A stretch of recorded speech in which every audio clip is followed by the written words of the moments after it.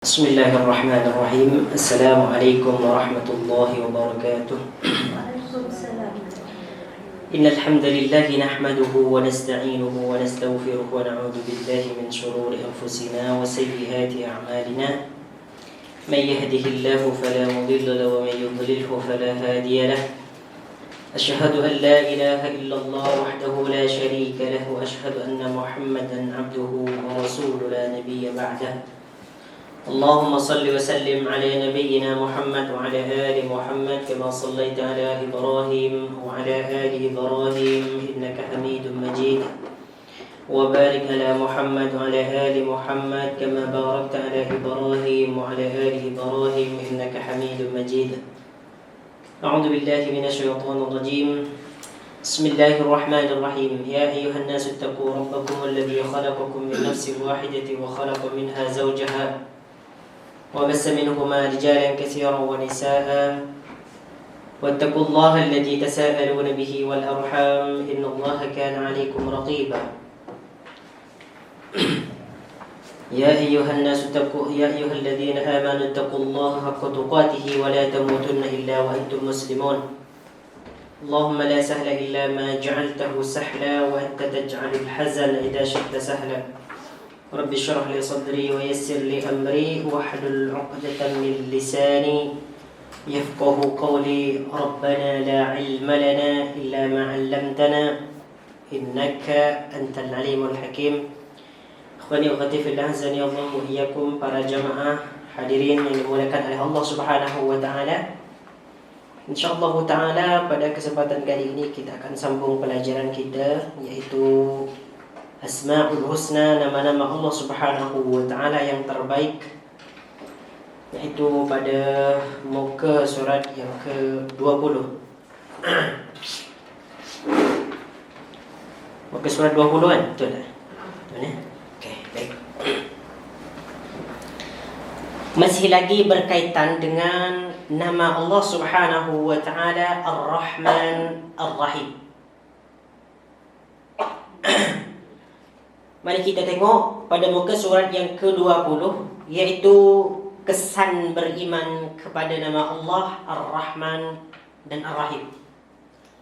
Namun sebelum kita mempelajari ataupun membahaskan tentang kesan-kesan beriman kepada Allah, kepada nama Allah Ar-Rahman dan Ar-Rahim, kita mengingat dulu tentang satu ayat yang sangat penting, yang sangat baik, yang sangat bagus berkaitan dengan Ar-Rahman dan Ar-Rahim. Allah Subhanahu wa taala sebutkan dalam Al-Quran Ar-Rahmanu 'alal 'arsy istawa. Okay? Kita sering mendengarkan ayat ini, Ar-Rahmanu 'alal 'arsy istawa. Saya tulis di sini ya. Ar-Rahmanu 'alal 'arsy istawa.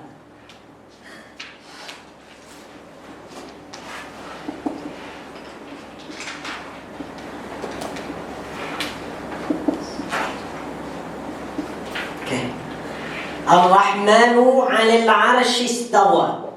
Kalau kita mendengarkan ataupun membaca Ar-Rahmanu 'alal 'arsy istawa, maka yang nampak dalam mind kita, dalam pikiran kita, bahwasanya Allah Subhanahu wa taala bersemayam di atas arsy.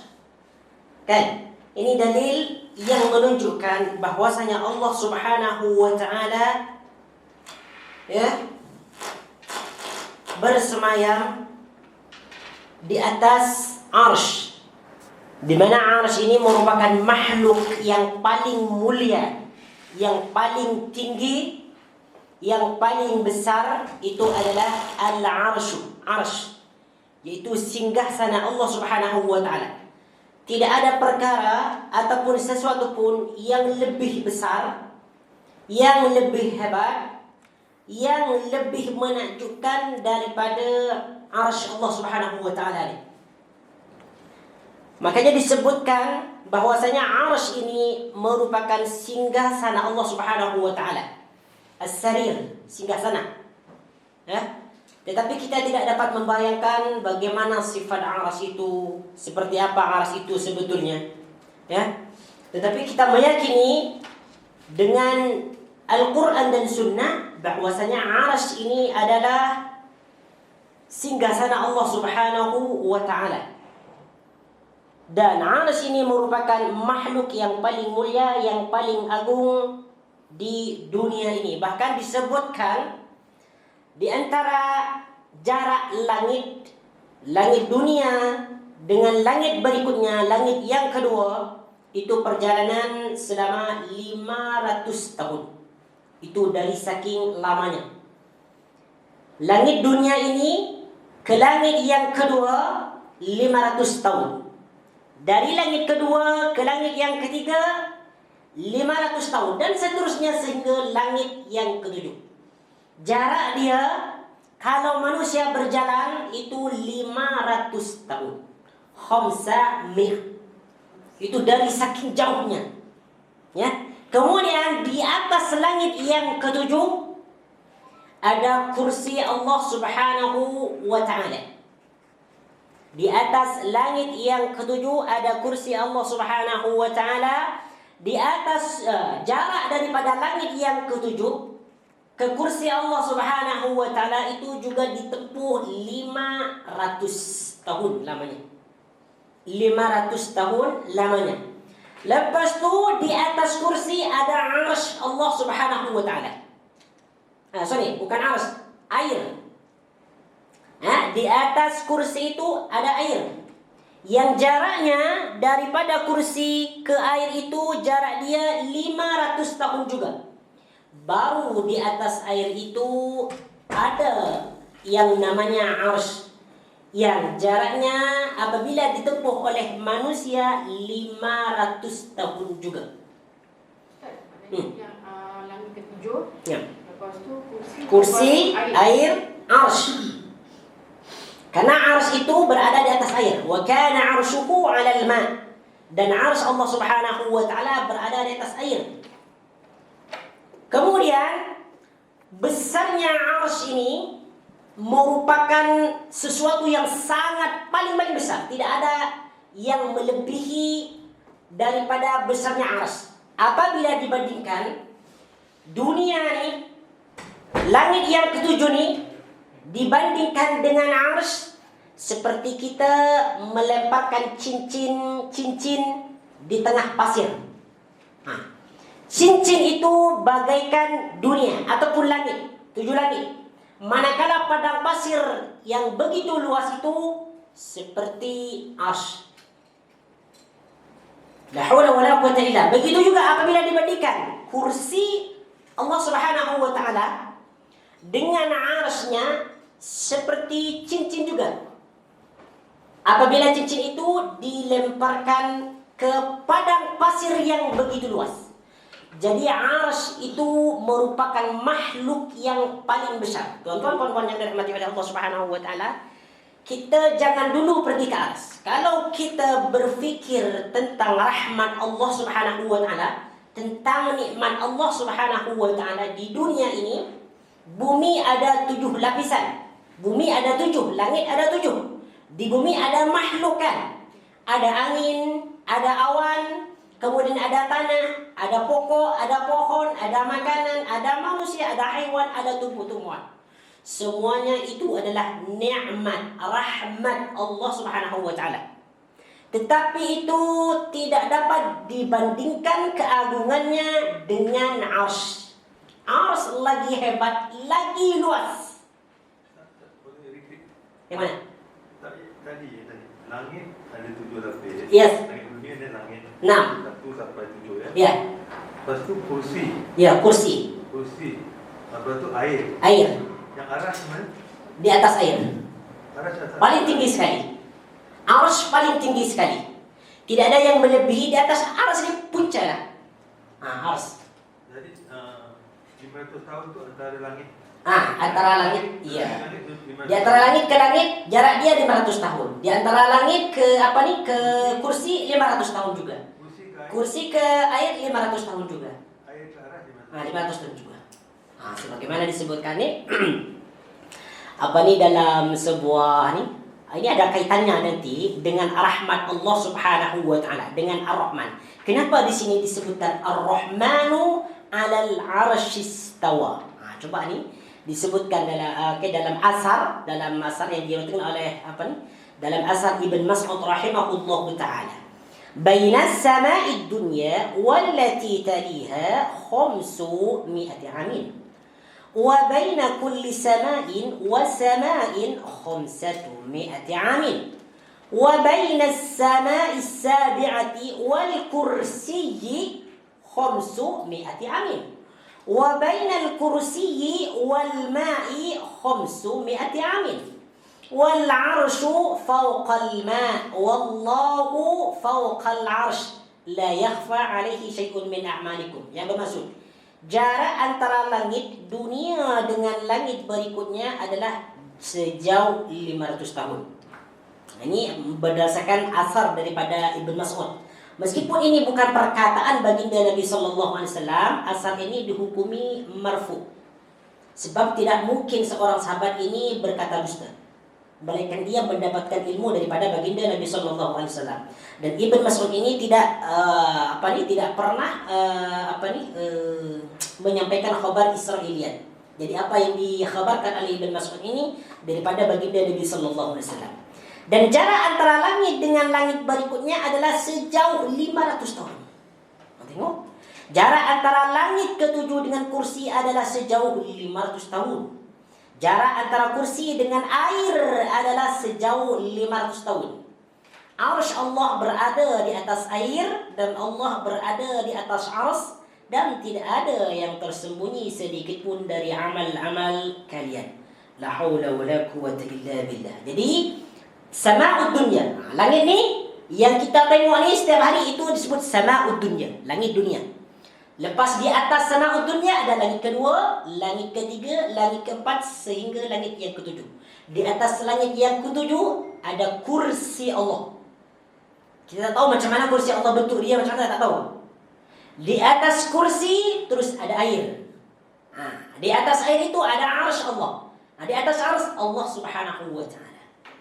Makanya disebutkan Ar-Rahmanu 'alal 'arsy istawa. Ini singgasana Allah Subhanahu wa taala. Tuan-tuan puan-puan yang dirahmati oleh Allah Subhanahu wa taala. Ini banyak nih tentang penjelasan penjelasan tentang masalah arsy ni. Jadi di sini nak disebutkan bahawa sesuatu yang paling agung, yang paling besar, yang paling tinggi, ini adalah arsy. Kemudian di sini disebutkan Ar-Rahmanu 'alal 'arsy istawa.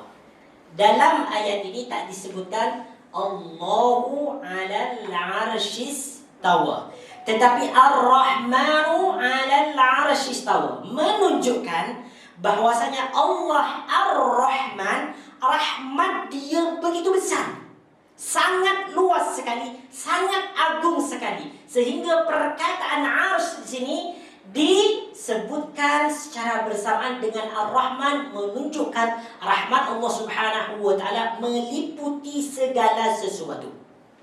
Itu dia. Ar-Rahmanu 'alal 'arsy istawa.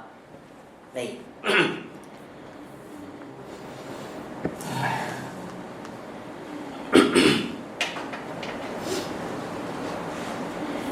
Baik. Itu sebagai muqaddimah lah sebelum kita membahaskan tentang kesan-kesan beriman kepada nama Allah Ar-Rahman dan Ar-Rahim.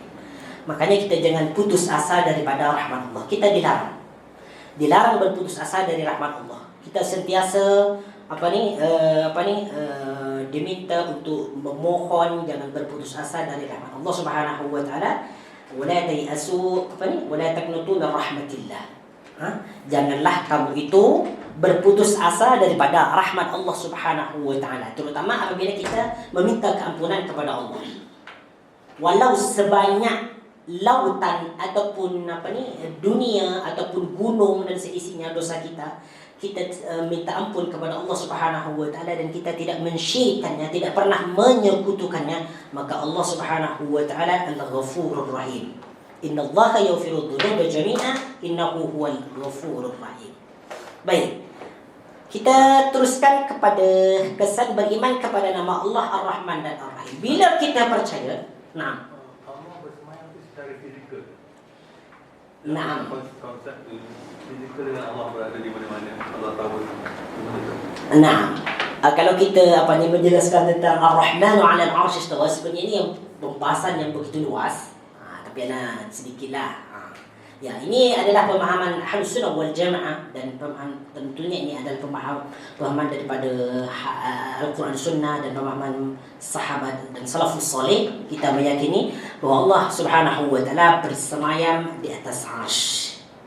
Bukan kekuasaannya, tapi secara zat Allah Subhanahu wa taala memang bersemayam, duduk di atas arsy. Cuma duduknya bukan duduk macam kita bersila macam ni.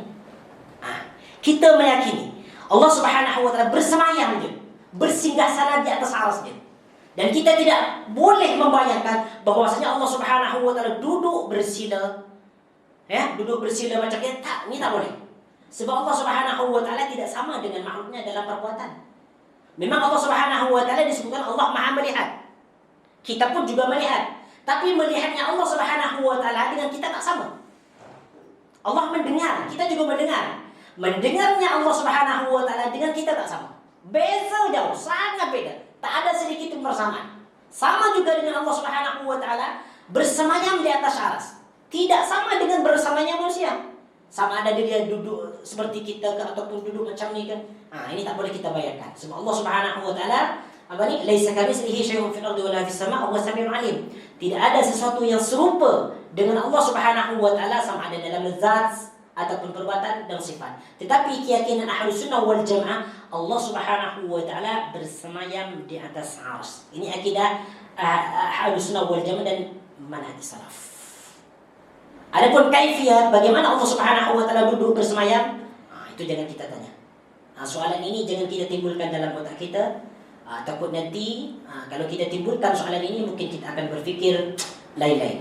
Jadi Allah seperti ini. Kalau bersemayam seperti ini. Jangan.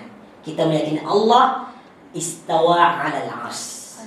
Iya, hanya Allah Subhanahu wa taala yang tahu. Adapun kaifiyat majhul. Kaifiyat dia, cara dia bersemayam itu majhul, tidak diketahui. Hanya Allah Subhanahu wa taala. Sebab ini adalah di luar akal. Di luar akal. Kalau kita memikirkan, tadi yang disebutkan di atas langit yang ketujuh ada apa tadi? Ada kursi.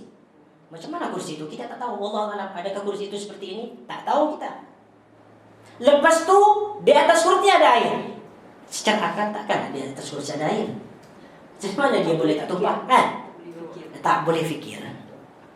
Di atas air pula ada arsy. Macam mana arsy itu? Kita pun tak boleh fikir. Apalagi kita nak pikirkan tentang kedudukan Allah Subhanahu wa taala di atas. Kita cukup meyakini zahir daripada ayat ini. Meskipun ada tafsiran tentang istawa ni, ada yang mengatakan istawla, ada yang mengatakan menguasai. Tetapi yang paling kuat adalah istawa ay istaqar, menetap. Bersinggasana. Bersemayam. Itu yang kita yakini. Itu yang kita yakini. Tapi pemahaman ini kadang ditolak oleh pemahaman mereka yang berpahaman al-Asy'ari. Kalau dikatakan Allah Subhanahu wa taala duduk ataupun bersemayam di atas arsy, maknanya dia seperti makhluk. Kata mereka tak. Allah Subhanahu wa taala bersemayam ataupun duduk di atas arsy bukan seperti makhluk. Sama dengan Allah Subhanahu wa taala mendengar, makhluk juga mendengar, Allah mendengar. Tetapi mendengarnya Allah Subhanahu wa taala tak sama dengan makhluk. Kan? Ini panjang nih. Kalau kita membahas tentang al-'arsy Ar-Rahman 'ala al-'arsy istawa, memang panjang dia. Apalagi kalau kita bawakan pernyataan ulama, perkataan ulama tentang Ar-Rahman 'ala al-'arsy istawa. Okey, jadi luas sangat ya rahmat Allah Subhanahu wa taala. Okey.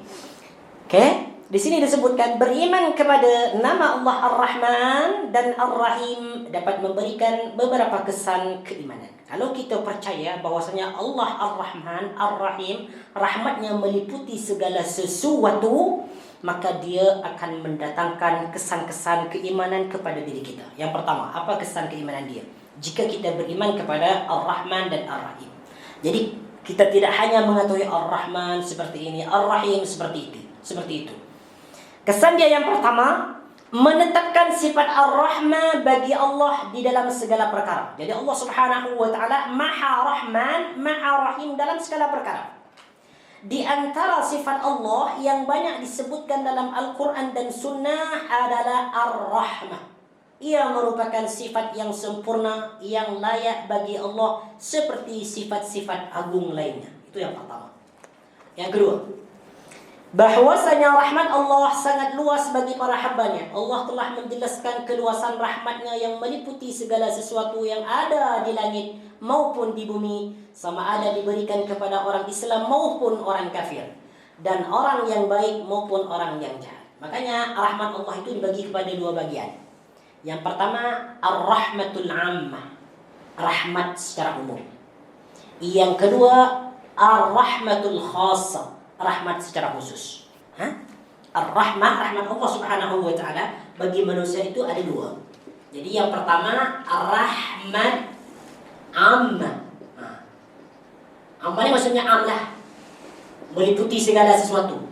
Sama ada orang yang beriman, ya, kepun kafir, fasik, kemudian musyrik, kemudian di sini ada haiwan, dan sebagainya. Ini disebut rahmat ammah. Manakala yang kedua, rahmat khas, rahmat khas, rahmat khusus, yaitu hanya diberikan kepada orang yang beriman saja. Orang yang beriman. Kemudian apa? Diberikan hidayah, hidayah. Diberikan taufik. Kemudian diberikan nikmat di akhirat. Nikmat ataupun pertolongan di akhirat.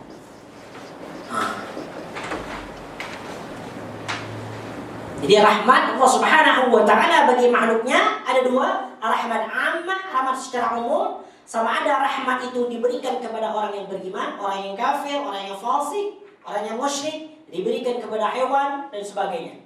Adapun rahmat secara khusus ataupun khassah diberikan kepada orang yang beriman saja, mereka diberikan hidayah, diberikan taufik, mereka diberikan nikmat, pertolongan nanti di akhirat. Ini merupakan rahmat khassah, rahmat secara khusus. Yang ketiga, di antaranya kesan beriman kepada nama Allah Subhanahu wa taala Ar-Rahman dan Ar-Rahim. Besarnya kasih sayang Allah mengalahkan kemurkaannya. Seperti mana yang disebutkan dalam hadis dari Abu Hurairah bahwa Nabi sallallahu alaihi wasallam bersabda, ya, jadi Allah Subhanahu wa taala amat berkasih sayang. Sehingga dari saking besarnya kasih sayang Allah Subhanahu wa taala dapat mengalahkan kemurkaan Allah. Allah mempunyai sifat rahmat dan juga mempunyai sifat murka. Tetapi sifat murka Allah ini dikalahkan oleh sifat rahmat Allah. Itu dari saking besarnya.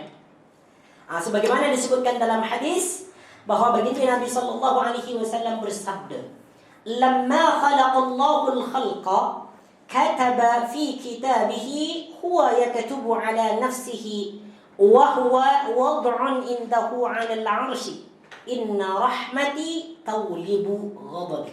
Yang bermaksud, tatkala Allah menciptakan makhluknya, ketika Allah menciptakan makhluk nih, menciptakan langit dan bumi, kataba fi kitabihi, dia menulis dalam kitabnya, menulis perkataan khusus dalam kitab Allah, ya, ala nafsihi, atas dirinya, wa huwa wad'un indahu 'ala al-'arsy, yang kitab itu terletak di sisinya di atas arsy. Ketika Allah ini menciptakan dunia ini, Allah Subhanahu wa taala menulis satu perkataan khusus yang ditulis dalam kitabnya, dan kitab ini berada di atas arsy. Berada di atas arsy. Apa kalimat yang ditulis oleh Allah? Nih tengok nih. Inna rahmati tawlibu ghadabi. Ini perkataan yang ditulis oleh Allah dalam kitabnya yang disimpan di atas arsy. Yang bermaksud sesungguhnya rahmat aku mengalahkan kemurkaanku. Nah, tengok ni. Sesungguhnya rahmatku mengalahkan kemurkaanku. Allah Subhanahu wa taala dilihat daripada hadis ini, Allah Ar-Rahman Ar-Rahim, mempunyai sifat rahmat, penyayang lagi mengasihani. Tetapi Allah Subhanahu wa taala juga mempunyai sifat murka.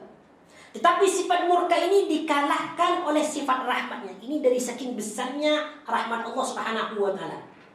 Makanya Allah Subhanahu wa taala mengampuni segala dosa. Berapa kali berulang kali dosa itu dilakukan, tetap Allah Subhanahu wa taala mengampuni. Kalau kita rujuk kembali kepada hadis, kepada hadis sahih, bahwasanya ada seseorang melakukan maksiat, melakukan dosa. Kemudian dia bertaubat kepada Allah Subhanahu wa taala. Dia bertaubat kepada Allah karena dia tahu bahwasanya Allah Subhanahu wa taala mengampuni dosanya. Lepas dia bertaubat, buat dosa lagi. Buat dosa lagi. Lepas buat dosa, dia ingat kepada Allah bahwasanya Allah Subhanahu wa taala mengampuni dosa. Taubat lagi kepada Allah. Ini diulangi sampai berapa kali? Melakukan dosa kemudian taubat, melakukan dosa kemudian taubat. Diampuni oleh Allah Subhanahu wa taala. Lepas tu Allah Subhanahu wa taala, if'al ma syi'ta. Lakukan apa yang kamu mau. Silakan kamu berbuat dosa, sesungguhnya aku telah mengampuni dosamu. Ini Allah Subhanahu wa taala Maha Rahman, Maha Rahim. Betapapun besar dosa seseorang, tetapi Allah Subhanahu wa taala masih mengampuni. Ini dari saking besarnya. Makanya ditulis dalam kitabnya oleh Allah, inna rahmati taulidu ghadabi. Sesungguhnya rahmat aku ini mengalahkan kemurkaanku. Yang keempat, rahmat Allah melebihi kasih sayang orang tua terhadap anaknya. Kita tahu bahwa tidak ada kasih sayang yang mengalahkan kasih sayang seorang ibu kepada anaknya. Tetapi kasih sayang Allah lebih besar daripada itu. Tengok ni.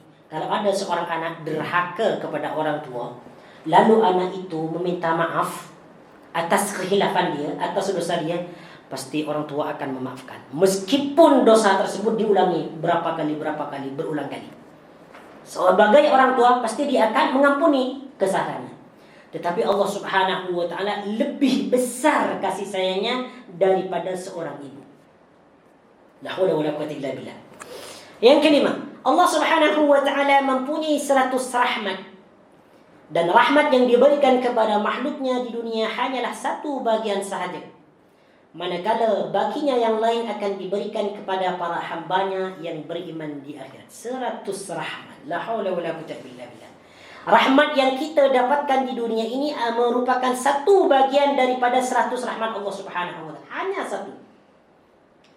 Padahal kita mendapatkan rezeki tidak terhitung. Kalau kita nak hitung rezeki ataupun rahmat ataupun nikmat yang diberikan oleh Allah Subhanahu wa taala kepada kita, kita tak mampu.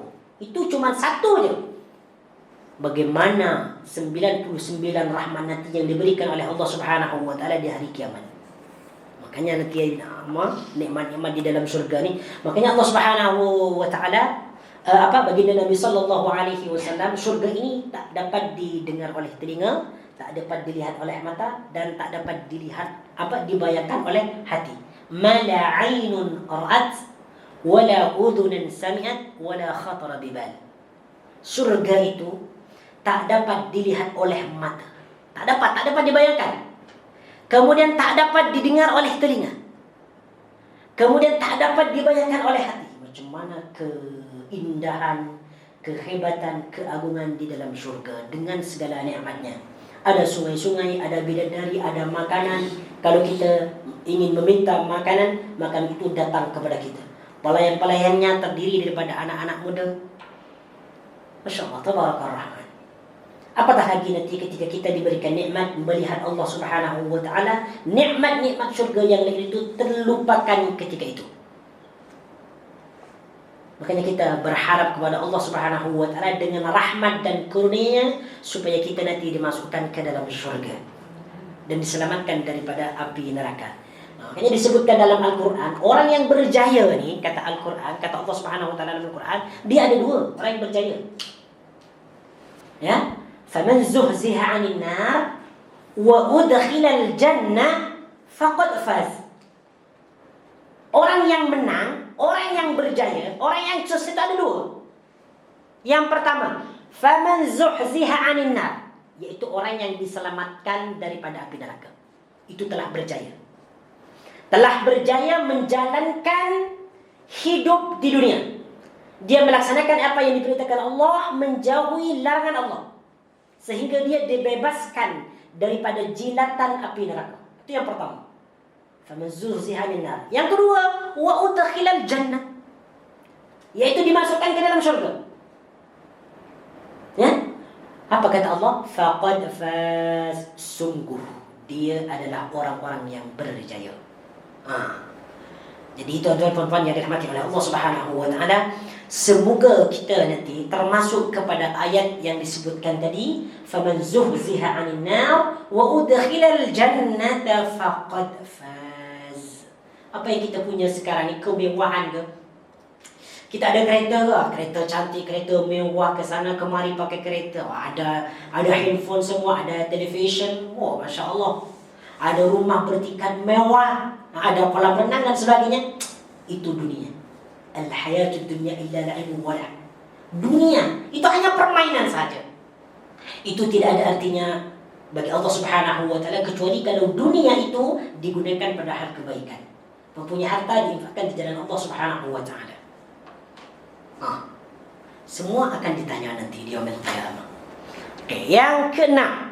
Yang keenam, orang yang taat kepada Allah dengan mengerjakan semua perintahnya dan menjauhi larangannya akan mendapatkan rahmatnya sama ada di dunia maupun di akhirat. Allah Subhanahu wa taala berfirman, "Wa athi'u Allah war rasul la'allakum turhamun." Yang bermaksud, dan taatilah Allah dan Rasul agar kamu diberi rahmat. Baik. Seterusnya kita pergi kepada contoh doa. Kebanyakannya al-asma'ul husna, nama-nama Allah Subhanahu wa taala ada disebutkan dalam doa yang diucapkan oleh baginda Nabi sallallahu alaihi wasallam ataupun doa yang disebutkan dalam Al-Qur'an. Orang yang beriman, orang-orang mukmin sejati jika berdoa kepada Allah pasti meyakini dalam hatinya bahawa Allah akan memakbulkan doanya. Ini kalau kita berdoa kepada Allah supaya doa kita itu dimakbulkan, kita mesti ada keyakinan. Kalau ragu-ragu, maka doa kita tidak akan diterima. Apa dalilnya? Rasulullah sallallahu alaihi wasallam bersabda, "Ud'ullaha wa antum muqinuna bil ijabah." Mintalah kamu kepada Allah, berdoalah kamu kepada Allah sedangkan hatimu itu muqinun bil ijabah, yakin bahwasanya doamu itu akan dimakbulkan. Jadi mesti yakin nih. Kalau kita nak doa kita dimakbulkan oleh Allah Subhanahu wa taala, yakin. Mesti yakin. Kalau tak yakin, Allah tidak akan memakbulkan juga. Sebab Allah Subhanahu wa taala bersabda, "Ana inda dhanni 'abdi bi." Aku ini terpulang kepada prasangka hambaku.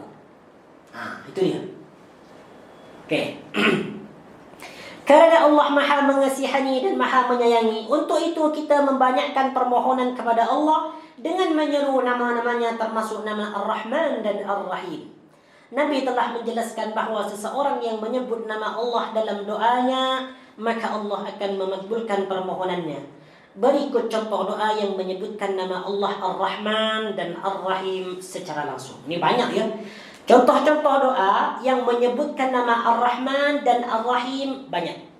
Cuma ini ada beberapa doa yang disebutkan di sini. Masih lagi banyak doa yang lain yang tidak disebutkan di sini. Yang pertama, doa untuk berlindung daripada gangguan jin dan sihir. Ini boleh dibaca lah, dijadikan sebagai ayat doa ruqyah ataupun zikiran, ya. Doa ini boleh dibaca semasa kita ada gangguan jin ataupun sihir. Rasulullah sallallahu alaihi wasallam, ini diriwayatkan oleh Imam Ahmad, ya. Dan ni hadis yang ke 15,859 dan dinyatakan sahih dalam al-silsilah as-sahihah. Ini boleh diamalkan. أعوذ بالله من الشيطان الرجيم. أعوذ بكلمات الله التامات التي لا يجاوزهن بر ولا فاجر min syarri ma khalaqa wa bara'a wa dhara'a wa min syarri ma yanzilu minas sama'i wa min syarri ma ya'ruju fiha wa min syarri ma dhara'a fil ardi wa min syarri ma yakhruju minha wa min syarri fitanil laili wan nahar wa min syarri kulli tarikin illa tariqan yatruku bi khairin ya Rahman. Nah, di sini ada nama Allah Subhanahu wa taala. Di belakang sekali itu dia disebutkan, di hujung sekali itu ya Rahman. Yang bermaksud aku berlindung dengan kalimah-kalimah Allah yang sempurna, yang tidak akan diterobos oleh orang baik dan orang derhaka, dari kejahatan ciptaannya, dari kejahatan yang turun daripada langit, dari kejahatan yang naik ke langit, dari kejahatan yang masuk ke bumi, dari kejahatan yang keluar dari bumi, dari kejahatan fitnah-fitnah malam dan siang, serta dari kejahatan-kejahatan yang datang saat malam hari, kecuali yang datang dengan kebaikan, wahai Tuhan yang Maha Penyayang. Ini boleh ya? Kalau kita nak ruqyah anak kita ataupun siapalah kawan kita ataupun keluarga kita, boleh bacakan ni. Boleh baca ayat-ayat ni, apa? Doa-doa ni. Mulakan dulu dengan surah Al-Fatihah, lepas tu ayat kursi, lepas tu awal surah Al-Baqarah, Alif Lam Mim Dzalikal Kitabu La Raiba Fi. Lepas tu dicampur sekali dengan doa ni. A'udzu bi kalimatillahi tammati allati la yujawizuhunna birrun wa la fajirun. Tetapi dibaca doa ini dengan penuh yakin, ya, dengan penuh yakin supaya dia ada kesan. Kalau dia hanya dibaca saja tetapi dia tidak yakin, tidak khusyuk dalam hati dia, maka mungkin jin ataupun sihir tu ataupun gangguan dalam badan dia mungkin dia tidak akan keluar. Sebab ada juga jin ni yang dia hafal sebagian ayat Quran. Ada juga yang hafal ayat kursi. Ada juga yang hafal ni surah Al-Baqarah. Jadi kalau kita ruqyah seseorang, ya, pastikan kita dalam keadaan suci, ya. Pastikan kita dalam keadaan yakin, betul-betul minta pertolongan kepada Allah. Ketika kita baca Al-Quran, betul-betul hayati makna Al-Quran tu. Supaya kita tidak dibuat-buat main.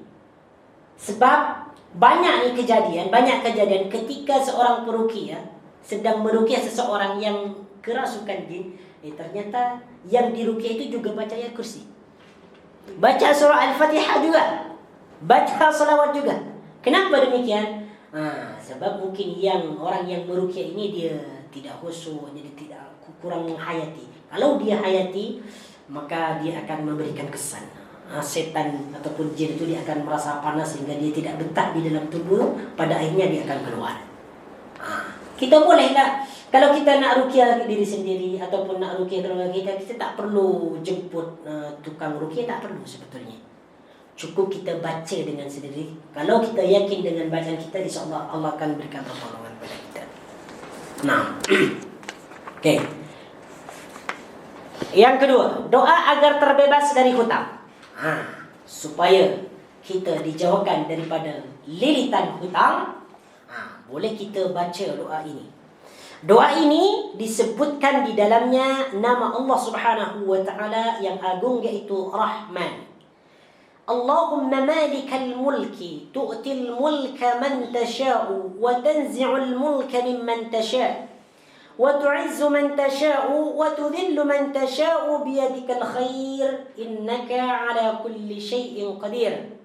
Rahmanad dunya wal akhirah wa rahimahuma tu'tihuma man tasha'u wa tamna'u minhuma man tasha'u irhamni rahmatan tunini biha an rahmati man siwaka. Ada tak di sini nama Ar-Rahman Ar-Rahim? Ada tak? Ada? Mana? Ada. Kat mana? Rahman ad-dunya. Yes, Rahman ad-dunya wal akhirah. Ar-Rahim ada. Wa rahimahuma. Rahman ad-dunya wal akhirah wa rahimahuma. Jadi di sini ada nama Allah Ar-Rahman dan juga nama Ar-Rahim. Cuma sebelum itu disebutkan nama lain Al-Malik, Malikal Mulki. Ini juga termasuk nama Allah Subhanahu wa taala. Kemudian innaka ala kulli syai'in qadir. Qadir juga termasuk nama Allah Subhanahu wa taala. Maksud daripada doa ini, ya Allah yang memiliki kerajaan, Engkau memberikan kerajaan kepada orang yang engkau kehendaki, dan engkau mencabut kerajaan daripada orang yang engkau kehendaki. Engkau memuliakan orang yang engkau kehendaki dan menghinakan orang yang engkau kehendaki. Di tanganmu kebaikan, sesungguhnya engkau berkuasa atas segala sesuatu. Wahai zat yang mengasihi di dunia dan di akhirat, dan menyayangi keduanya.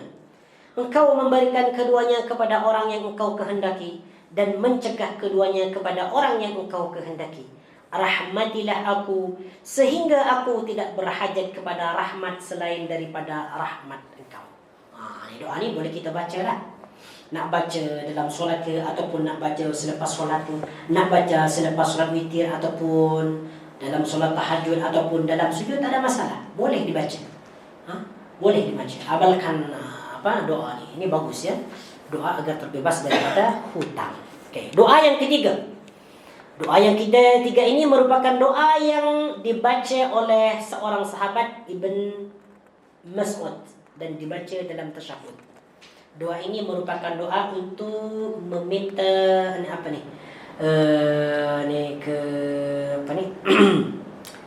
supaya hati kita itu diberikan diberikan kebahagiaan, ya, supaya hati kita dibukakan, ditunjukkan kepada hidayah dan sebagainya. Tengok ni. Ini boleh ya, kalau boleh ni hafalkan. Ini bagus doa ni. Doa ini diriwayatkan oleh Imam Abu Dawud. Kemudian Syekh Suhaib Al-Armud menilainya sahih mauquf dalam Takhrij Sunan Abi Dawud. Dan juga diriwayatkan oleh Imam Ibn Hibban dalam sahihnya. Okay. Allahumma alif baina qulubina wa aslih dhata bainina wahdina subul salam ونجنا من الظلمات إلى النور وجنبنا الفواحش ما ظهر منها وما بطن وبارك لنا في أسماعنا وأبصارنا وقلوبنا وأزواجنا وذرياتنا وتب علينا إنك أنت التواب الرحيم واجعلنا شاكرين لنعمتك مسنين بها قابليها وأتمها علينا. Yang bermaksud, ya Allah, persatukanlah di antara hati kami. Perbaiki,lah hubungan di antara kami. Tunjukkan kami jalan-jalan kedamaian. Ini meminta petunjuk kepada Allah ya. Meminta Meminta diperbaikan hubungan, kemudian disatukan hatinya, ya. Selamatkan kami daripada kegelapan menuju terang. Jauhkan kami dari semua keburukan yang nampak maupun yang tidak nampak. Berkatilah kami dalam pendengaran kami, penglihatan kami, hati kami, isteri dan keturunan kami. Terimalah taubat kami, sesungguhnya Engkau yang Maha Penerima taubat dan Maha Penyayang. Jadikan taubat kami, jadikan kami orang-orang yang bersyukur kepada nikmat-Mu, pemuji nikmat-Mu, penerima nikmat-Mu, dan sempurnakanlah nikmat-Mu ke atas kami. InsyaAllah, tabarakallah. Ini doa cantik. Kalau boleh hafalkan nantilah. Kalau tak hafal, tak apa. Boleh boleh berdoa sambil pegang buku. Jadi lepas solat fardu ataupun solat sunnah, kalau nak baca doa ni sambil pegang buku ni, tak ada masalah. Kalau kita istiqomah baca doa ni, insyaAllah pada akhirnya kita juga akan hafal dengan sendirinya. Sebab kita berulang-ulang membaca doa ni. Ini bagus doa ni. Boleh baca, boleh amalkan. Kemudian doa yang dibaca dalam solat ini masih lagi berkaitan dengan nama Allah Ar-Rahman Ar-Rahim. Doa yang dibaca dalam solat, maksudnya dibaca dalam tasyahud juga ni. Yang tadi Allahumma alif baina qulubina dibaca dalam tasyahud. Doa ini diajarkan oleh baginda Nabi sallallahu alaihi wasallam kepada Abdullah ibn Mas'ud.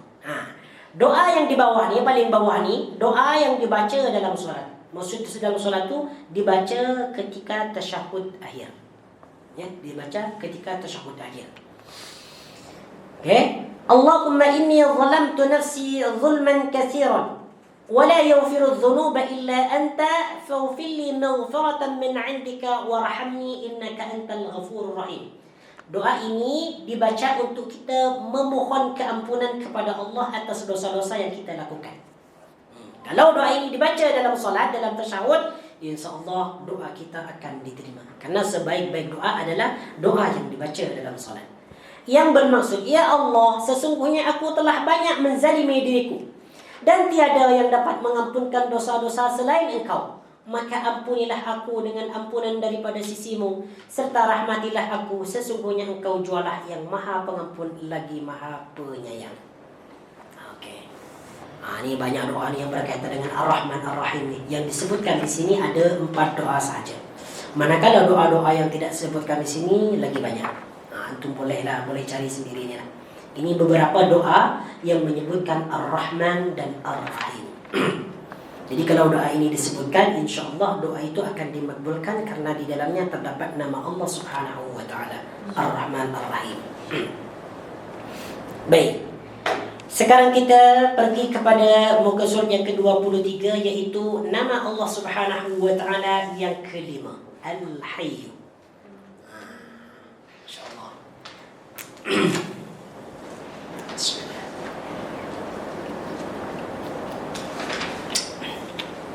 Al-Hayyu. Al-Hayyu, kita juga sering menyebutkan perkataan Al-Hayyu, terutama apabila kita membaca ayat kursi. Dalam ayat kursi disebutkan Allahu la ilaha illa huwal hayyul qayyum. Okey. Kita bahas dulu dari segi erti perkataan. Al-Hayyu. Al-Hayyu bermaksud yang maha hidup. Allah Subhanahu wa taala maha hidup, tidak pernah mengalami kematian. Dari segi makna, dari segi perkataan, secara bahasa Al-Hayyu merupakan sifat musyabbah. Apa sifat musyabbah? Tengok catatan di bawah tu. 76. Sifat musyabbah iaitu sifat yang diambil dari fi'il lazim. Fi'il yang tidak memerlukan maf'ul, yang mempunyai makna isim fa'il. Al-Hayyu yang maha hidup. Bagi sesuatu yang disifatkan dengan kehidupan, kalau disebutkan Al-Hayyu, bermakna di dalamnya ada Al-Hayat. Al-Hayyu, saya padam dulu ni. Ini merupakan nama yang paling agung. Bahkan ulama menyatakan Al-Hayyu ni merupakan nama di antara nama Asmaul Husna yang paling teragung. Ini sebagian ulama berkata demikianlah. Al-Hayyu, yang maha hidup. Ada Al-Hayyu. Seperti ini tulisan dia. Al-Hayyu, yang maha hidup. Kemudian ada lagi Al-Hayyu. Ada Al-Hayyu. Al-Hayyu. Tahu tak apa beza ni? Dua nama ni. Ada Al-Hayyu, ada Al-Hayyu. Tahu tak? Kalau yang ni jelas ni. Al-Hayyu yang maha hidup. Kalau Al-Hayyu yang maha apa ni? Al-Hayyu yang maha malu. Ada ni disebutkan. Disebutkan juga, tapi tak ada dalam Al-Quran, disebutkan dalam hadis. Ada Al-Hayyu, ada Al-Hayyu. InsyaAllah nanti kita akan belajar apa yang dimaksud Al-Hayyu ni. Disebutkan dalam hadis, Innallaha hayyun karimun yastahyi min ibadihi idza rafa'a yadahu ila sama' ay yadurruhu sufran. Sesungguhnya Allah Subhanahu wa taala maha dermawan, maha mulia, maha pemalu, dan malu kepada hambanya apabila seorang hamba itu mengangkat tangannya ke langit berdoa, manakala Allah menjawabnya dengan tangan yang kosong. Allah sangat malu. Ini disebutkan dalam hadis. Al-Hayyu. Okey. Jadi kalau jadi ini Al-Hayyu, nilai pembahasan nanti ya. Al-Hayyu. Yang maha malu, Ustaz. Maha pemalu. Disebutkan nanti, tak pasti. Dalam buku kedua ke dalam buku tiga tak pasti. Tapi ada nanti. Kalau tak silap di last sekali mungkin jadi yang ketiga. Okey, jadi Al-Hayyu. Kalau kita membicarakan tentang Al-Hayyu ni, dia merupakan sifat musyabbah. Sifat musyabbah. Menyerupai isim fa'il. Musyabbah. Musyabbah itu. Okey. Al-Hayyu yang maha hidup. Berarti di dalam Al-Hayyu ni ada Al-Hayatu. Apa Al-Hayatu? Kehidupan. Yes, al-hayatu kehidupan. Mari kita selesaikan dulu di sini ya. Okey. Kata fi'ilnya adalah haya, yahya, hayatan, fahuwa hayyun. Perkataan al-hayyu diambil ataupun berasal daripada fi'il madhi haya, fi'il mudhari yahya, masdar hayatan. Haya dia telah hidup, yahya dia akan hidup, hayatan kehidupan. Makanya tadi saya sebut, kalau kita membicarakan tentang al-hayyu, bermakna di dalamnya ada perkataan al-hayatu, kehidupan. Fahuwa hayyun. Nah, sifat musabbahnya adalah hayyun, yang bermakna maha hidup, yang maha hidup. Okey. Disebutkan dalam Al-Quran firman Allah Subhanahu wa taala, "A'udzu billahi minasyaitonir rajim. Wa yahya man hayya 'an bayyinah. Wa inna Allaha lasami'un 'alim." Contoh perkataan haya Yahya. Bukan Yahya nama orang ya. Yahya kata fi'il.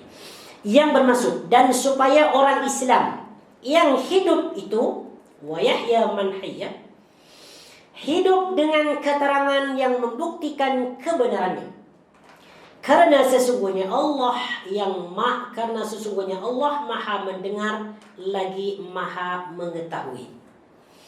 Kemudian perkataan al-hayatu kehidupan merupakan lawan kepada perkataan al-mautu. Jadi ada al-hayatu, ada al-mautu. Kedua perkataan ini ada dalam bahasa Melayu. Kita dalam bahasa Melayu sebut hayatkan, hayat. Hayat. Dalam bahasa Arab hayatun. Cuma kalau kita waqaf, kita baca hayat. Hayat, bukan hayat. Hayat. Sebenarnya adalah tak marbuthah. Hayatun. Lawan kepada hayatun apa tadi? Mautun. Dalam bahasa Melayu ada perkataan maut.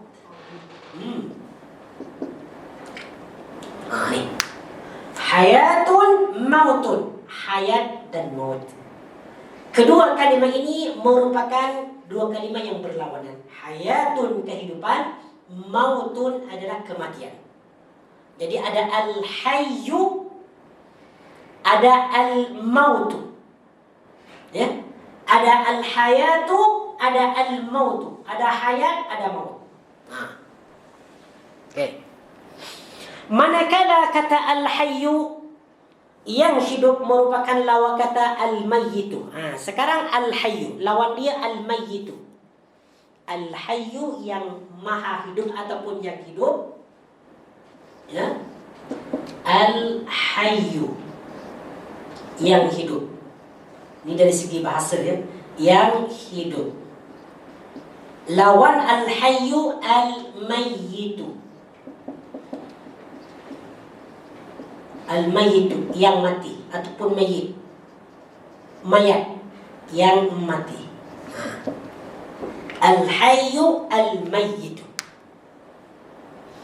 Al-hayyu adalah Allah Subhanahu wa taala, manakala al-mayyitu adalah makhluk. Al-hayyu huwa Allah, wal-mayyitu huwal makhluk ataupun huwal khalqu. Dari segi lafaz al-hayyu dan al-mayyitu sudah berbeza. Al-hayyu itu adalah Allah yang maha hidup, al-mayyitu yang mati, yaitu makhluk. Makhluk semuanya akan mengalami kebinasaan dan kematian. Selain itu, perkataan al-hayyu juga dimaksudkan kepada yang boleh bercakap dan berakal. Sesuatu yang boleh bercakap dan berakal itu disebut al-hayyu. Macam kita, manusia ni, secara bahasa kita disebut al-hayyu. Secara bahasa ya. Secara bahasa kita disebut al-hayyu, yang hidup. Sebab kita boleh bercakap dan kita boleh berfikir. Manakala setiap tumbuhan dikatakan hidup jika ianya berwarna hijau dan bergerak-gerak. tumbuhan dikatakan hidup apabila dia berwarna hijau dan bergerak-gerak. Ini disebutkan dalam Lisanul Arab. Lisanul Arab merupakan merupakan kamus bahasa Arab yang dikarang oleh Ibn Manzur rahimahullahu taala, jilid 14, muka surat yang ke-211. Al-Hayyu. Tengok. Seterusnya, maksud dan hakikat nama bagi Allah Subhanahu wa taala. Jadi setelah kita mengetahui tentang makna Al-Hayyu, jadi Al-Hayyu ni adalah yang maha hidup. Diambil daripada perkataan haya, yahya, hayatan, fahuwa hayyun. Lawan kepada Al-Hayyu adalah Al-Mayyitu. Lawan kepada Al-Hayatu adalah Al-Mautu. Coba perhatikan di sini. Di sini disebutkan maksud dan hakikat nama bagi Allah Subhanahu wa taala. Apa maksud Al-Hayyu ni? Kita sering mendengar perkataan Al-Hayyu apabila kita membaca ayat kursi. Allahu la ilaha illa huwal hayyul qayyum. Mungkin kalau kita baca ayat itu kita hanya mengetahui makna secara kalimah. Al-Hayyu yang maha hidup. Namun apa yang dimaksud yang maha hidup ni? Mari kita tengok. Al-Hayyu merupakan nama Allah yang menunjukkan kebesaran, keagungan dan kesempurnaan. Masya-Allah, tabaraka rahman. Kalau disebutkan Al-Hayyu, maka Allah Subhanahu wa taala itu sangat maha besar, maha agung, maha sempurna. Karena Allah Subhanahu wa taala sentiasa hidup. Nama yang begitu agung ini disebutkan dalam Al-Quran sebanyak 5 kali. Disebutkan dalam Al-Quran sebanyak 5 kali. Dan biasanya kalau Al-Hayyu ini disebutkan dalam Al-Quran, dia disebutkan secara bersamaan dengan nama lain. Dengan apa? Anda tahu tak? Dengan Al-Qayyum. Ya. Kalau disebutkan nama Al-Hayyu dalam Al-Quran ini, kebanyakannya dia disebutkan dengan nama lain, iaitu Al-Qayyum. Al-Hayyul Qayyum. Ini dia. Al-Hayyul Qayyum, yang maha hidup. Al-Qayyum, yang maha berdiri sendiri ataupun yang maha mengurusi makhluk. Al-Hayyul Qayyum. Bahkan dikatakan, ya, ada sebagian ulama yang mengatakan bahawa bahawa Al-Hayyu ini merupakan nama-nama Allah Subhanahu wa taala yang paling agung. Sebab nama-nama yang lain macam Al-Khaliq yang mencipta, Al-Musawwir yang membentuk, Ar-Razik yang memberikan rezeki, Al-Karim yang maha dermawan. Dia ni nama-nama selain tu kembali kepada Al-Hayyu yang maha hidup. Kalau tak hidup, dia tak boleh memberikan rezeki. Macam mana dia nak memberikan rezeki kalau tak hidup? Yang maha mengatur. Kalau dia tak hidup, dia tak boleh mengatur. Kemudian yang membentuk ciptaan. Kalau dia tidak hidup, mana mungkin dia dapat membentuk ciptaan. Jadi ulama mengatakan bahawa Al-Hayyu ini merupakan nama ataupun salah satu nama Allah Subhanahu wa taala yang paling agung. Di antara dalilnya bahawa nama ini merupakan nama yang paling agung disebutkan dalam hadis yang diriwayatkan oleh Imam Ibn Majah dan Al-Hakim. Dan hadis ini darjahnya hasan, dihasankan oleh Syekh Albani dan Imam Al-Hakim dan At-Tahawi. Tengok dia. Baginda Nabi sallallahu alaihi wasallam bersabda, Ismullahil a'dam fi suwarin minal Quran salasun. Saya tulis di sini ya, supaya tahu semuanya. Ismullahil a'dam, nama Allah Subhanahu wa taala yang paling agung. Fi suwarin minal Quran, dalam surah-surah Al-Quran, salasun, ada 3. Ismullahil a'zam. Ini kata baginda Nabi sallallahu alaihi wasallam. A'zam ni maksudnya yang paling agung. Ismullahi a'zami. Ismullahil a'zami fi suwarin, ya. Fi suwarin minal Qur'ani thalathun. Minal Qur'ani thalathun.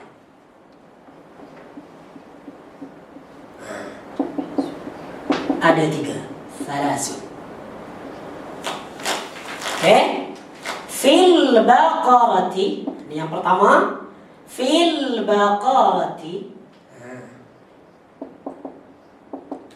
fil baqarati wa ali Imran, wa ali Imran, wa ali Imran, kemudian wa Taha, wa Taha, ya. Oke, Waw Ibn Majah.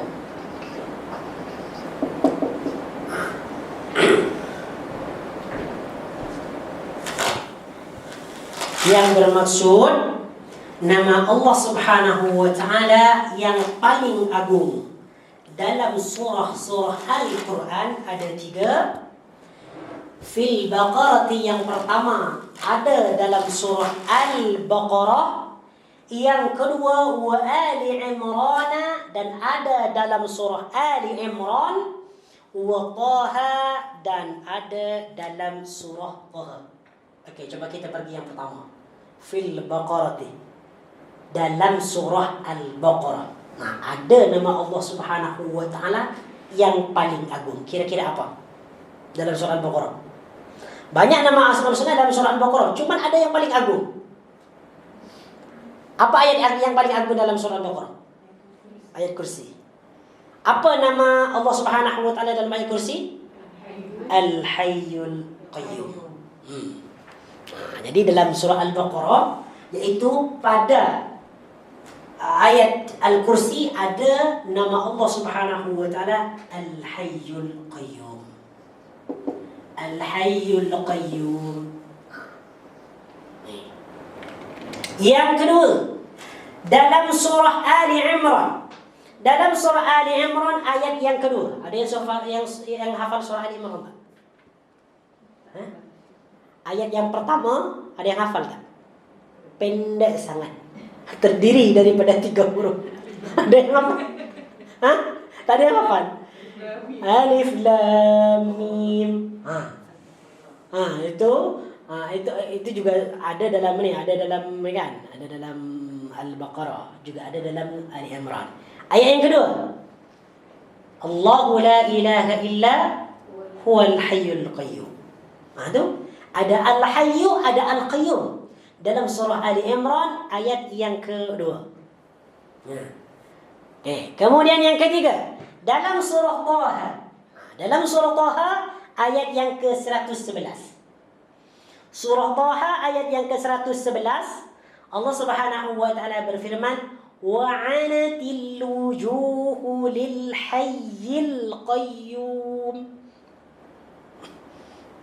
Apa nama dia? Al-Hayyu Al-Qayyum. Ya. وَعَنَتِ الْوُجُوهُ لِلْحَيِّ الْقَيُّومِ. Ada perkataan Al-Hayyu Al-Qayyum. Jadi ulama mengatakan daripada dalil hadis ini menunjukkan bahawa nama Al-Hayyu merupakan nama yang paling agung, sebab dia disebutkan oleh baginda Nabi sallallahu alaihi wasallam dalam hadis bahawa 3 nama yang teragung dalam Al-Quran. Yang pertama dalam surah Al-Baqarah, iaitu dalam ayat kursi, Allahu la ilaha illa huwal hayyul qayyum. Kemudian yang kedua terdapat dalam Ali Imran, iaitu pada ayat yang kedua, Allahu la ilaha illa huwal hayyul qayyum. Kemudian yang ketiga terdapat dalam surah Taha ayat yang ke-111, wa'anatil wujuhu lil hayyil qayyum. Okey. Tengok ni. Wa'anatil wujuhu lil hayyil qayyum wa qad khaba man hamala zulma. Maksudnya, dan segala muka akan tunduk dengan berupa hina di hadapan Allah Subhanahu wa taala yang Maha Hidup. Semua muka-muka manusia nanti, sama ada orang yang beriman ataupun kafir, mereka akan tunduk dengan hina nanti. Ya. Lagi kekal mentadbirkan Al-Qayyum, lagi yang kekal mentadbirkan makhluk selama-lamanya. Wa qad khaba man hamala zulman. Dan sesungguhnya telah rugi dan hampalah orang-orang yang menanggung dosa kezaliman. Ini disebutkan tadi dalam surah Taha ayat yang ke-111. Baik, seterusnya. 024. Ayat ni boleh buat doa. Ayat ni Tak sesuai. tak. Sombong ke. Secara spesifik ini bukan ayat doa. Bukan doa, bukan ayat doa. Kecuali kalau ayat-ayat mengandung doa, boleh kita baca sebagai doa. Cuma untuk ni, wa'anatil wujuh walil hayyul qayyum wa qad khaba man hamala dhulma. Ini bukan doa. Adapun doa-doa yang disebutkan dalam Al-Quran seperti Rabbana atina ataupun Rabbi habli min ladunka rahmah dan sebagainya. Kalau ini bukan doa, tetapi ia merupakan pernyataan lah. Meskipun dia disebutkan al-asma'ul husna di dalamnya, dia bukan menunjukkan doa. Mengandung doa ia, sebab ketika kita baca ataupun beribadah kepada Allah, itu juga disebut sebagai doa. Nama Allah Al-Hayyu bermaksud. Apa maksud Al-Hayyu ni? Tengok. Nama Allah Al-Hayyu pada muka surat yang ke-24, dialah Tuhan yang hidup dan tidak pernah mati. Allah sentiasa hidup dan tidak pernah mati. Itu yang disebut Al-Hayyu.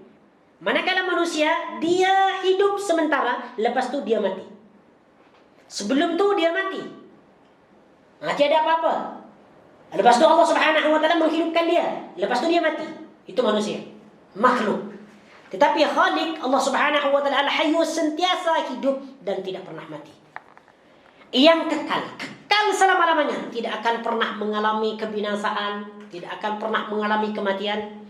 Yang maha kuat, tidak pernah mengantuk, tak pernah mengantuk. Ini Al-Hayyu. Manakala kita manusia mengantuk, tidur. Kalau tidak tidur, kita tidak akan sehat. Coba perhatikan, orang yang siang malam bekerja tanpa tidur, dia akan mengalami lemah.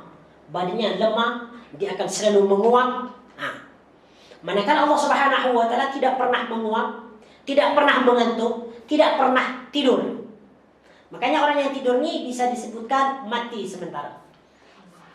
Boleh kita sebutkan mati sementara. Dia telah wujud sejak zaman dahulu dan akan sentiasa wujud untuk selama-lamanya. Daripada sejak zaman dahulu lagi, Allah Subhanahu wa taala memang telah wujud dan akan wujud hidup selama-lamanya. Kehidupannya menunjukkan kesempurnaan pada zat dan sifatnya. Kehidupan Allah menunjukkan kepada kesempurnaan zat dan sifat. Segala yang hidup selainnya tidak hidup dengan sendirinya, tetapi hidup dengan unsur-unsur yang boleh menghidupkan. Kita manusia ni hidup kerana kita makan, kerana kita minum. Manakala Allah Subhanahu wa taala hidup tidak disebabkan oleh sesuatu pun. Allah Subhanahu wa taala hidup dengan kekuasaannya, dengan keagungannya. Kemudian akan binasa, sedangkan Allah yang maha hidup kekal selama-lamanya. Allah Subhanahu wa taala berfirman dalam surah Al-Baqarah, A'udzu billahi minasyaitonir rajim. Allahu la ilaha illa huwal hayyul qayyum. La ta'khudhuhu sinatun wa la nawm. Yang bermaksud Allah tidak ada Tuhan yang berhak disembah melainkan Dia yang hidup kekal lagi terus-menerus mengurus makhluknya, tidak mengantuk dan tidak tidur. Inilah Allah Subhanahu wa taala. Jadi tafsiran Al-Hayyul Qayyum ni di sini la ta'khudhuhu sinatu wa la naum. Jadi bermaksud Allah Subhanahu wa taala tidak pernah tidur, tidak pernah mengantuk dan tidak pula tidur. Ibn Jarir berkata, adapun nama Allah Al-Hayyu bermaksud Dia yang mempunyai kehidupan yang kekal selama-lamanya. Tiada permulaan dan tiada pula penghujung baginya. Karena setiap yang hidup selainnya mempunyai permulaan dan pengakhiran. Nah, tengok ni. Allah Subhanahu wa taala hidup tidak ada permulaan. Tidak ada permulaan. Beza dengan makhluk, haiwan, tumbuh-tumbuhan, manusia, dia hidup ada permulaan. Asal dia tidak ada. Lalu Allah Subhanahu wa taala menghidupkannya dia menjadi ada. Manakala Allah Subhanahu wa taala tidak pernah mengalami permulaan. Permulaan itu tak. Allah memang tak wujud. Wujud. Tidak ada permulaan. Itu yang dimaksud dengan Al-Hayyu. Jadi kalau ada orang bertanya, Al-Hayyu itu apa? Allah Maha hidup tanpa adanya permulaan, tanpa adanya pengakhiran. Itu yang dimaksud dengan Al-Hayyu. Bukan hanya sentiasa hidup. Kalau kita tengok kepada makna Al-Hayyu, yang Maha hidup. Apa maksudnya yang Maha hidup? Sebab kita juga hidup. Itu beza dia kehidupan Allah Subhanahu wa taala dengan kehidupan kita. Beza jauh. Tiada permulaan dan tiada pula penghujung baginya, karena setiap yang hidup selainnya mempunyai permulaan dan pengakhiran, berlangsung hidup dan berakhir pada masa yang telah ditetapkan. Ini kata Ibn Jarir At-Tabari rahimahullahu ta'ala. Manakala menurut Al-Khattabi berkata, Al-Hayyu termasuk daripada sifat Allah. Kata Imam Al-Khattabi, Al-Hayyu ni adalah sifat Allah. Jadi hidup itu adalah sifat Allah. Kata Imam Al-Khattabi, dia sentiasa wujud dan hidup. Tidak pernah berlaku baginya kehidupan setelah kematian, dan tidak pernah mengalami kematian setelah kehidupan. Beza dengan manusia. Ada hidup, ada kematian. Ada kematian, ada kehidupan. Semua yang hidup selainnya pasti akan menghadapi kematian dan ketiadaan di salah satu dua sisi kehidupan atau pada keduanya secara bersamaan. Sebagaimana firman Allah yang bermaksud, tiap-tiap sesuatu pasti binasa kecuali Allah. Kullu nafsin dha'iqatul maut. Ada lagi, kullu man 'alaiha fan wa yabqa wajhu rabbika dzil jalali wal ikram. Dari keseluruhan penjelasan di atas bahawa kehidupan Allah berbeza dengan kehidupan makhluk, kehidupan Allah mempunyai beberapa maksud. Sekurang-kurangnya di sini, maksud Al-Hayyu bagi Allah ni dia ada 4. Cuma di sini disebutkan 3 ya. Sebetulnya ada 4. Maksud Al-Hayatu bagi Allah, kehidupan bagi Allah tu ada 4 maksud. Di sini disebutkan 3 maksud. Nanti saya akan tambahkan. Yang pertama, kehidupan Allah tidak pernah didahului oleh ketiadaan ataupun zaman azaliyah. Jadi Allah hidup tu tidak didahului oleh ketiadaan. Allah dah memang wujud lah. Jadi sebelum Allah tidak ada zaman azali. Beza dengan kita. Sebelum adanya kita ni ada zaman azali, iaitu zaman tidak diciptakannya sesuatu. Itu disebut zaman azali. Tetapi kalau Allah Subhanahu wa taala hidup tanpa adanya zaman azali ataupun hidup tanpa didahului oleh sesuatu. Ini yang dimaksud Al-Hayyu yang pertama. Kehidupan Allah tidak pernah didahului oleh ketiadaan ataupun zaman azaliyah. Zaman azaliyah. Dialah Al-Awwal, yang pertama. Yang pertama sekali hidup adalah Allah. Cuman sebelum itu tidak ada pendahuluan, tidak ada zaman azaliyah. Al-Hayyu yang hidup, sedangkan bagi manusia kehidupan mereka didahului oleh ketiadaan.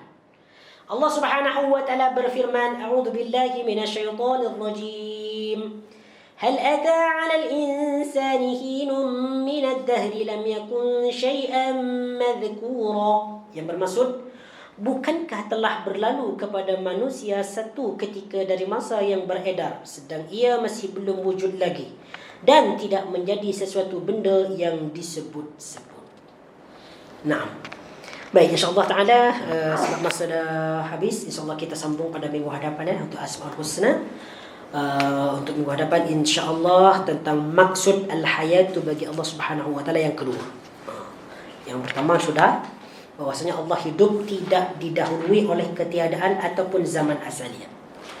Nah, hada wallahu ta'ala alam. Aqulu qawli hada astaghfirullah al-azim li wa lakum. Fa in kana sawaban fa min Allah wa in kana khata'an fa minni wallahu wa rasuluhu bari'an. Subhanakallahumma wa bihamdika asyhadu an la ilaha illa anta astaghfiruka wa atubu ilaik. Wa sallallahu ala nabiyyina Muhammad wa ala alihi wa sahbihi wa baraka wa sallama tasliman katsiran walhamdulillahi rabbil alamin. Assalamualaikum warahmatullahi